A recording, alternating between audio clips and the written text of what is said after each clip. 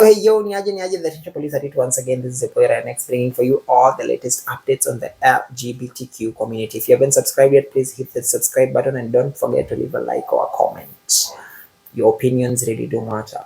The LGBTQ community has been making a lot of trending news of late, especially in Kenya and Uganda. We have Kenya, which has just passed a bill or accepted from the Supreme Court the LGBTQ community organizations to be able to register themselves. But again, we have Uganda, which has still stood on its stand, and I congratulate Uganda into this. It's not that I'm condemning these people in any way, but at the same time, I'm not also supporting them. I can never do that. I can't do that.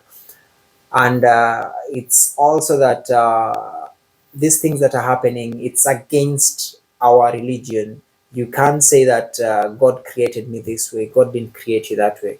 There's a reason God created man. There's a reason God created woman. So if you're going into this, it's because you want it, not because you were created that way. That is the straight thing. And I'm so disappointed about the Western media, especially, and I'm so disappointed about our leaders in Uganda, leaders in Kenya. They need to come up and be straight with the people. These people voted for them. And if these people can't really take the actions that are needed, the African community is in danger. Now, my biggest problem before I even go to the leaders is the Western media, the Western leaders. So my biggest problem with these people comes in that you find that the Western medias are trying to push this agenda so much on the African countries. They tried to push it in Qatar during the World Cup. It didn't go so well. Some of them didn't even show the World Cup. They didn't even give news about the World Cup. And this is a very big shame on it. When you look at this, the Western media are not just trying to push the LGBTQ agenda, they're trying to force the presidents to accept it publicly. Their target is mostly the presidents to accept it publicly. Every time they have to travel out, they will always get an LGBTQ community question. And this is the biggest problem that comes in. And an example in Uganda, since 1962, no one has been convicted. If there's anyone who has been convicted, please let me know. But no one has been convicted because of being gay or because of being a lesbian. I've not heard of any cases of that. And by convicted, I mean they've been sentenced to jail for this act. But yes, we've had some arrests through demonstrations, those ones who come out and want to demonstrate. But these arrests, after 1-2 days, they are always released. So by that, I don't mean that is conviction. Conviction is being actually sentenced. So when we look at these arrests, this is something common. We've had students demonstrate at campus. We've had Makerere University students. They've been arrested. So this is something normal. We've had opposition leaders. This is something normal. But conviction, not yet. And the leaders that we do have, I'm so disappointed because these leaders that we do have, they are so greedy. I don't know if they are being paid. There's some form of money coming into their way to support this agenda. So that is something else that I'm looking at. I don't know if they would allow their kids to go into the LGBTQ community, but greedy is taking these people in a very different way or in a very different path. And this is something I'm not really happy about. Anyone who feels offended being an LGBTQ, I'm really sorry. I'm not trying to be against your will, but at the same time, I'm not going to support it because this is something that I don't support. We both know the stand of Islam and Christianity. They both don't accept, they both don't promote.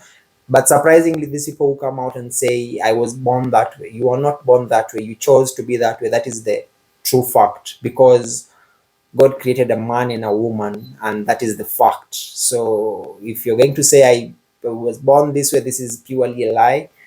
That is something that you just have it in you. You chose to be that way. Basically, that's it. And looking at Kenya, I would say I'm kind of disappointed with President Ruto, because the way the government is taking this, it's not the way it's supposed to be taken. This is something very serious. This is something that it's going to affect. Imagine if these laws are passed, we expect to have maybe a rise in the LGBTQ community. And that is going to affect 5, 10, 15 years down the line. These ministers that are there supporting the agenda, what are you going to do when one time your kids go into the LGBTQ community? Are you going to come out and still support it? Or you're going to condemn yourself for approving the bill? So guys, this is something that it needs a very big debate. And the debate that I'm talking about here is basically that we need to protect our communities. We need to really protect our communities. I'll give you an example of the Chiloba murder. So when the Chiloba was murdered in Kenya, one of the LGBTQ members, so BBC came out immediately and To Kenya now, where police are investigating the death of a young fashion designer and LGBTQ activist, Edwin Chiloba. His body was found dumped in a metal box by the roadside near the town of Eldoret. A police spokesman says the motive was unclear, but rights organisations in Kenya, where gay sex is outlawed, are linking the killing to his sexuality. Published it and said the Kenyan community had killed Chiloba because of being gay, but that was not true. That's why I look at this, because BBC, known to do extensive investigations, didn't do actually any sort of investigation. It so happened that Chiloba was murdered by a fellow, or I would say the boyfriend or the gay friend actually murdered Chiloba. So it was an LGBT to an LGBT, but BBC came out and condemned and try to use that situation to push their agenda. But there are things that BBC is not looking at. An example is, there's a kid in Kenya whose eyes were removed. We didn't see anything posted about BBC. I think the kid was like 5, 6, 7 or 8 years. BBC didn't post anything about this. So why the double standard? Because this is a very young kid. His eyes have been removed. So guys, this is a very serious matter, and being in the African community, I think we need to really stand together in terms of this. For the friends I've offended, I know I have some few friends, few close friends who are into the LGBTQ community, but if you feel offended, I'm really sorry about that. But this is something that I just can't keep quiet about. I need to talk about it, and that is my opinion. Everyone has their own opinion, but one thing I'm certain about is that 99% of Kenya and 99% of Uganda doesn't support the LGBTQ community. So the 1% that is supporting it, then we need to look at it into a more serious mode. We need to be more critical. We need to look at what are the long-term effects of this, because we need to protect our society. We need to protect our community.